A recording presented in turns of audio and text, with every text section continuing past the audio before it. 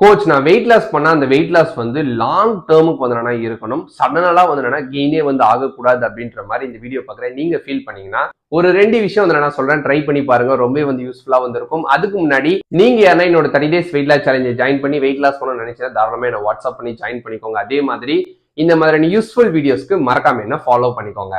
First உங்களோட diet வந்து balanced டயட்டா வந்து இருக்கணும். அதாவது நம்ம ஃபுட்ல என்னென்ன விஷயங்கள் நம்ம டெய்லி பேசிஸ்ல வந்து சாப்பிடணுமோ எதையுமே வந்து பிரேக் பண்ணக்கூடாது. எல்லாத்தையுமே வந்து என்னன்னா சாப்பிடணும். ஒரு உதாரணத்துக்கு நம்ம டெய்லி பேசிஸ்ல சாப்பிட்ற ஃபுட்ல கார்போஹைட்ரேட், புரோட்டீன், ஃபேட், ஃபைபர் இந்த 4 விஷயங்களுமே வந்து என்னன்னா இருக்கணும். இந்த 4மே இருந்தாதான் அது பேலன்ஸ்டு டயட் அப்படின்னு வந்து என்னன்னா சொல்லுவோம். ஆனா நிறைய பேர் என்ன பண்ணுவாங்க, கார்போஹைட்ரேட்டை சுத்தமா வந்து என்னன்னா சாப்பிட மாட்டாங்க. புரோட்டீன், ஃபேட், ஃபைபர் வந்து சாப்பிடுவாங்க. ஆனா சிலர் கார்போஹைட்ரேட், புரோட்டீன், ஃபேட்டை வந்து சாப்பிடுவாங்க. ஃபைபரை வந்து சுத்தமாவே வந்து சாப்பிட மாட்டாங்க. இந்த மாதிரி எதனா ஒரு விஷயங்களை நீங்க வந்து கம்ப்ளீட்டாவே சாப்பிடாம இருக்கும்போது அது பேலன்ஸ்டா வந்து இருக்காது. இப்படி எதனா ஒரு விஷயங்களை சாப்பிடாம இருந்து கஷ்டப்பட்டு நீங்க வெயிட் குறைச்சீங்கன்னா கொஞ்சம் யோசிச்சு பாருங்க.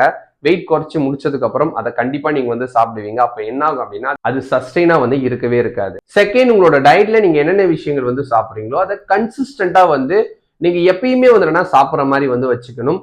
ஒரு குறிப்பிட்ட டைம் வரைக்கும் வந்து சாப்பிட்டுட்டு ஒரு குறிப்பிட்ட டைமுக்கு அப்புறம் வந்து அதை சாப்பிடாம இருக்கிறது, இல்ல கம்ப்ளீட்டாவே வந்து வேற மாதிரி உங்களோட டயட் வந்து மாத்துறது அப்படின்ற மாதிரி இருக்கவே கூடாது. கன்சிஸ்டன்டா நீங்க வந்து ஃபாலோ பண்ணிட்டே இருக்கும்போது தான் கன்சிஸ்டன்டா நீங்க என்ன ரிசல்ட்ஸ் வந்து எடுத்திருக்கீங்களோ அதை மெயின்டைன் பண்றதுக்கு சப்போர்ட்ஃபுல்லா வந்து இருக்கும்.